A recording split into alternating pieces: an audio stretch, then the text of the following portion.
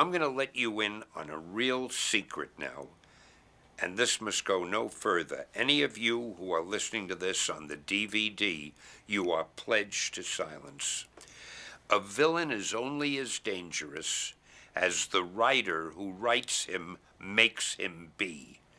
If I were writing a story with any villain, and for some reason I wanted to end the story with the villain defeating Spider-Man, I would find a way to do that, and then that villain would be his most dangerous opponent. So it really, even though we think of these as real characters, a lot depends on who's writing them. You know, I think one of the reasons for Venom's great popularity, and there are many reasons, but one of the reasons I think is he's so unique. There's really never been a villain like Venom, because he's somebody who can take over a person's personality. Well, we've seen that happen before with hypnotists and things of that sort, but we've never seen it happen visually, where another type of being literally flows over the person and becomes the person and changes the person. Visually, Venom is a great character, and the way Venom does what he does is so startlingly exciting when you look at it that he has to be one of the most unique and one of the most scary villains of all time.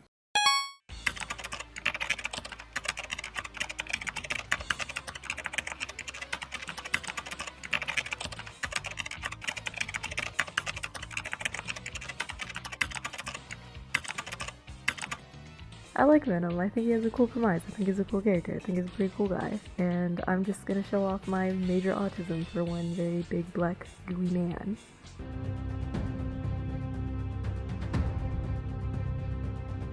So we are gonna have to time travel a bit, back to the year 2009, specifically towards the publishing of a book titled Was Superman a Spy and Other Comic Book Legends Revealed, which is written by Brian Cronin, who is a senior staff writer at Comic Book Resources. Help me! This book in particular covers all sorts of comic book trivia and goes into further detail about various things regarding Marvel, DC, and other publishing companies, but there is an excerpt in there that does discuss the black suit. In 1982, a young comic fan named Randy Schuller heard that Marvel was having some sort of competition for aspiring comic writers and artists. The competition was published in 1983 as the official Marvel Comics tryout book, so he sent in a story idea.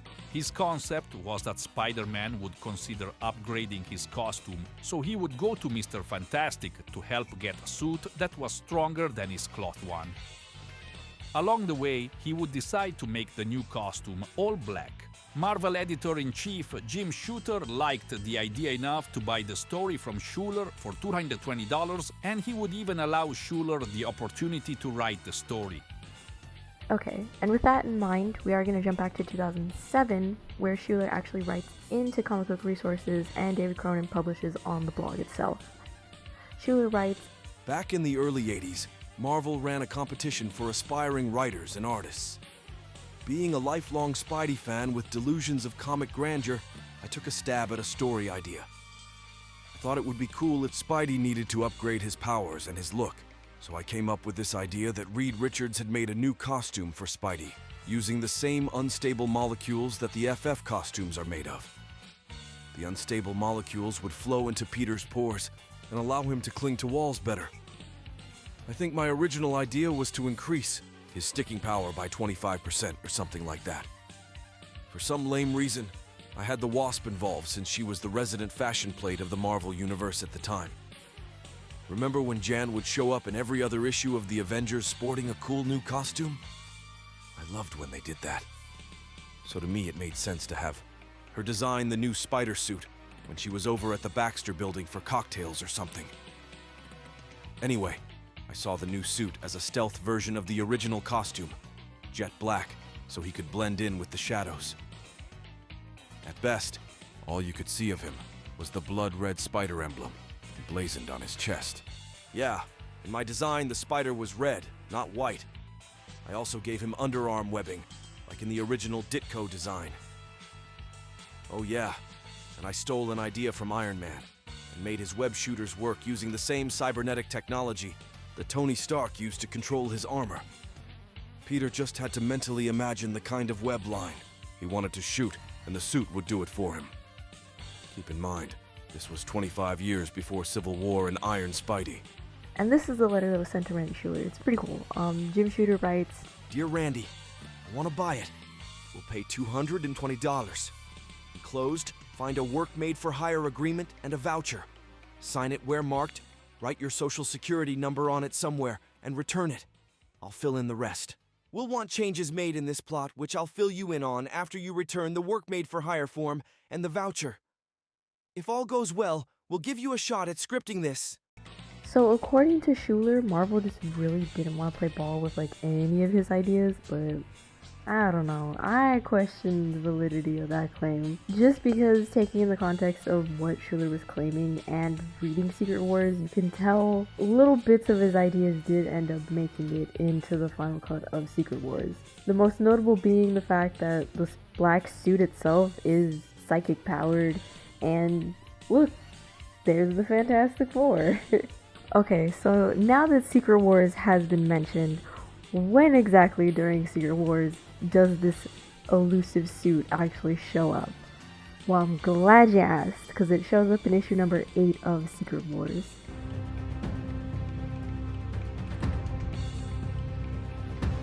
For the uninitiated, Mattel, being a big megacorp at the time, and still is, ends up hitting up Marvel. Hey, we want a toy line to sell your most popular characters. Can you make them a tie-in comic? Marvel says sure, and Secret Wars is born. You get the X-Men, Fantastic Four, the Avengers, and the man, the myth, the legend himself, Spider-Man. But this ain't a Secret Wars video. This is a specifically Spidey video. So Peter Parker's gonna end up transported to the Secret Wars storyline in the Amazing Spiderman's issue 251.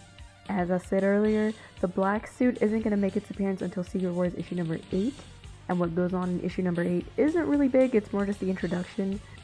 Captain America and friends are going to storm the Fortress of Doom to save She-Hulk from Doom's forces. There, Peter would find the strange black substance in one of Doom's costume making rooms. I don't really explain what any of the rooms are, and be given the new black supersuit that's going to take the world by storm. So in issue 9, Peter's just gonna be having fun playing with his new suit. I mean, look at him. He looks beautiful. I love you, baby. You're looking fine. You're looking fresh. And look at this. It don't need web shooters. It comes out natural. And funnily enough, it's harder for Johnny Storm to burn compared to his regular webs. Summer wear, spring wear, Steven Tyler wear. It's got it all. It's fancy. It's cool. It's new. It's fresh. Oh my god. Look at you. You're beautiful, baby. Mwah, mwah. Tamara loves you. Peter Parker. No, wait. How about that guy from Aerosmith? Maybe something more traditional. Something Italian. Whoa, no. Now, you'd think for like a fucking big crossover event for Marvel, like everyone's just gonna pal around and hang out, and, you know, like kick some ass and kumbaya. No, that's not what happens. At all. Like, there's so many just random scenes where everybody's just having some like petty fucking like cat fight or throw like this petty snipe to each other. Even fucking Storm is just over here like, I don't want to talk to these goddamn Caucasians. Okay, but like, don't let me trick you, okay? Don't let me fool you, because Spider-Man doesn't have like a lot of shit to do in Secret Wars. He's just more there for the brand recognition. It feels like a fan servicey story, because it's like, unless you're fucking Colossus, like, crying over his dead waifu, like, you ain't really got shit to do with this story. So then we have to jump to issue 12. This is where Reed Richards explains he's gonna use some science stuff to get everyone back to their homeworld. Peter vaguely alludes to the fact that his suit is, like, psychic powered and asks if others can do it too, but Storm is too busy fighting with Professor Xavier to notice, and everyone else just doesn't care. This issue is pretty much the precursor to the things like Existential Crisis because Reed Richards is an asshole. She-Hulk is pretty much going to be Ben's replacement for the Fantastic Four as he figures his life out.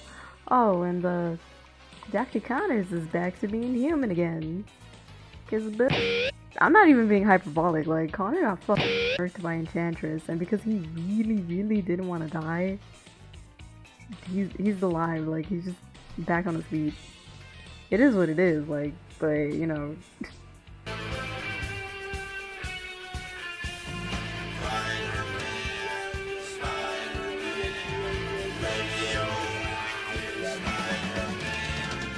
This is where we have to jump back to the Amazing Spider-Man issue 252. This is where Peter, Connors, and the Avengers are all brought back to New York, safe and sound.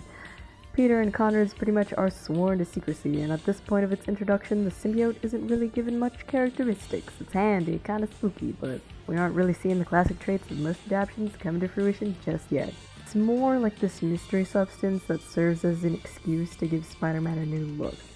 By issue 252, this is the Tom DeFalco era of the Amazing Spider-Man run, taking over from the previous writer Roger Stern. Tom DeFalco's Spider-Man run is going to last until issue 285.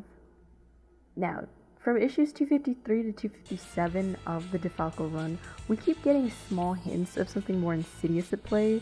The suit is acknowledged by Peter to be an alien substance, and he is notably more lethargic throughout the day because, unbeknownst to Peter, the suit does wrap itself around him and is implied to be doing things at night without his knowledge. By issue 258, we're kind of settling down from the Puma drama of the previous issues. We get Peter feeling the divide between his civilian identity and superhero responsibilities. MJ is hurt that Peter lies to her about his identity. Peter only wants to keep her safe and separate from Spider-Man, with some Black Cat romance on the side, along with his rogues from Hobgoblin to Puma to keep Spidey on his toes. Peter, after a heated argument with MJ, ends up having a nightmare, his civilian and superhero personas tearing him apart, the clear divide that he once had between them now beginning to blur. In an attempt to learn more about the suit, Peter heads to the Baxter building to have Reed Richards analyze his suit. This is the issue where the iconic symbiote name is coined, and Peter is shocked to learn that his suit is in fact alive, and when he tries to rip it off in a panic, feels the suit attempting to graft to his body. Reed Richards then stealthily gets a sonic gun, and the symbiote's weakness to sound is revealed. After blasting it with high frequencies, the symbiote is kept contained with Reed Richards. In issue 259 of the Amazing Spider-Man run, Reed Richards is going to try to communicate with the symbiote, and She-Hulk's actually going to joke that it's capable of both love and hate, while Reed Richards is just like, What the hell are you talking about? This is where we have to make the jump to the Fantastic Four issue number 274.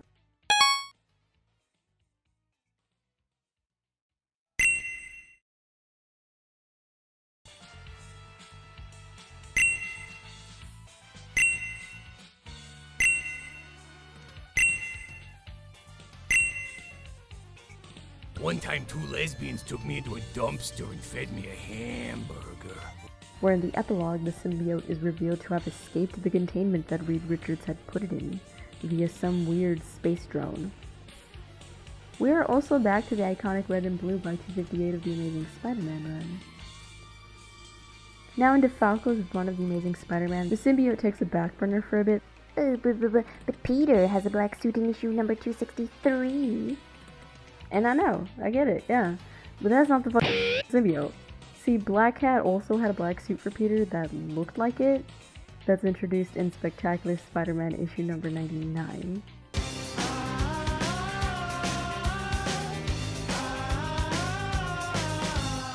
In issue 100 of the Spectacular Spider-Man run, it ends up taking control of a reporter. And I'm not gonna lie, there is a lot happening in this issue. Shaw thinks Flash Thompson is cheating on her. Peter Parker is still worried about his symbiote suit. Black Cat is sneaking into Kingpin's headquarters. Oh, and the Spot is just fucking around with Peter and kicking his ass. It's a lot. I feel overwhelmed.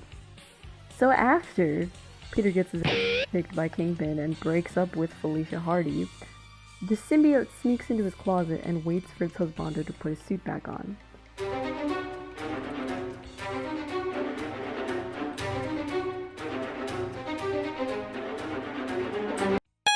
We then have to jump to Web of Spider-Man issue 1, where Peter says that the suit tricked him by pretending to be his old suit, and so he tries to go back to Reed Richards to get it off him once more. This doesn't work. The suit is actively opposing Peter's will and doing its best to keep him away from Richards. That's when some D-listers arrive on the scene. They are presumably going to be future henchmen of the fucking Vulture. I don't know. Peter hitches a ride on one and heads to the now famous bell tower, where he tries to kill both himself and the symbiote. The symbiote, once an emotionless being, has in its own way come to care for Peter, and using the last of its strength, drags him from the bell tower to his safety, where it supposedly dies. Now, Eddie Brock would make small appearances in Web of Spider-Man, as David Michelinie would be the writer for Web of Spider-Man before making a jump to the Amazing Spider-Man.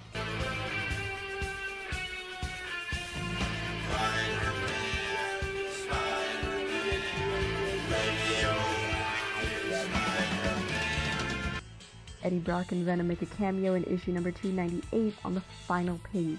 Contrary to popular belief, Venom's official appearance would be in issue number 299 of The Amazing Spider-Man in the last 2 pages, where he scares the shit out of MJ. In issue 300 is where we get more meat to the story, and the initial bell tower introduced in Web of Spider-Man issue 1 is actually retconned into being a church tower, because my boy Eddie here is a man of Catholic faith. Vague mentions of revenge are given until Eddie Brock finally contextualizes the famous rivalry between our now Black Suit Spidey and Venom.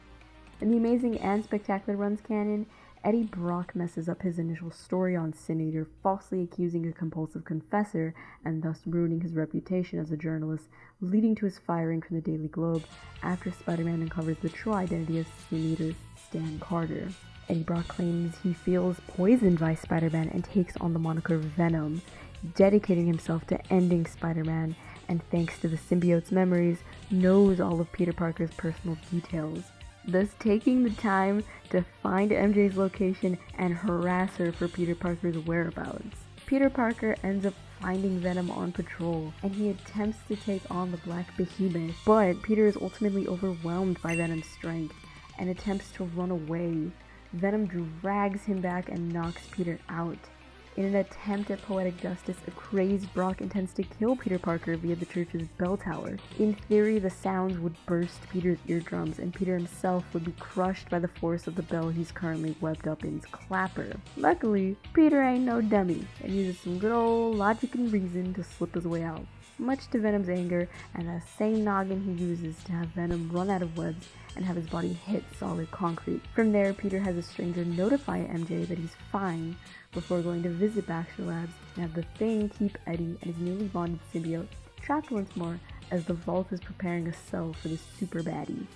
In an interview with David Michelinie back in July of 2014, the hosts do ask Michelinie what the impetus for making Venom was. Whenever I do a character, whenever I write a character, I try to isolate the unique elements of that character.